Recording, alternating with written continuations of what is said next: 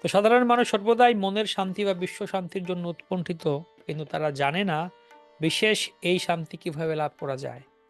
যজ্ঞ অনুষ্ঠান এবং তপশ্চর্যার মাধ্যমে কেবল এই শান্তি লাভ করা যায়।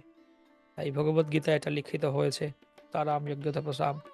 এক কথায় আমরা হরিনাম যজ্ঞ আছে, ভগবানের সেবা করা, ভক্তের জীবনটাই যজ্ঞ, ভগবানকে ভোগ নিবেদন করে গ্রহণ করা এটাও যজ্ঞ, সবকিছুই যজ্ঞময়। যজ্ঞ মানে হচ্ছে অন্যের সন্তুষ্টি বিধানের জন্য নিজের স্বার্থ ত্যাগকে বলা হচ্ছে যজ্ঞ। সমস্ত কার্যেরই হচ্ছে এটি বিধি।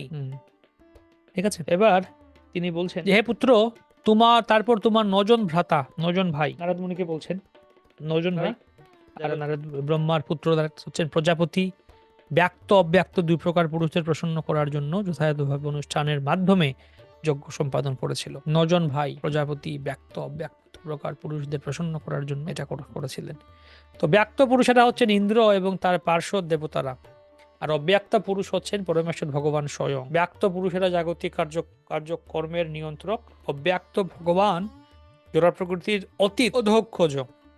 কলিযুগে ব্যক্ত দেবতাদের দেখা যায় না, কেননা অন্তরিক্ষ ভ্রমণ বন্ধ হয়ে গেছে, দেবতারা এখন আর আসেন না, আগে আসতেন, আমাদের দেখার যোগ্যতাও নেই ব্যক্ত অব্যক্ত। তারপর মনুষ্য জাতির পিতা মনুগণ, মহান ঋষিরা, পিতৃগণ, দেবতাগণ, বিদ্বান পণ্ডিতেরা, দেবতা, দৈত্য, মানব, তারা ভগবানকে আরাধনা করেছিলেন। মানে যজ্ঞের দ্বারা সেই ভগবানকে আরাধনা করেছিলেন। ঠিক আছে, যজ্ঞ করার মাধ্যমে।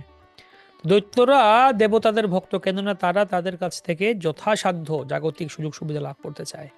তারা ভগবানের ভক্ত। ভগবানের ভক্তরা হচ্ছেন একনিষ্ঠ, অর্থাৎ তারা ভগবানের সেবাতেই আসক্ত থাকেন। এই তাদের জাগতিক সুযোগ সুবিধা যাওয়ার কোনো সময় নেই।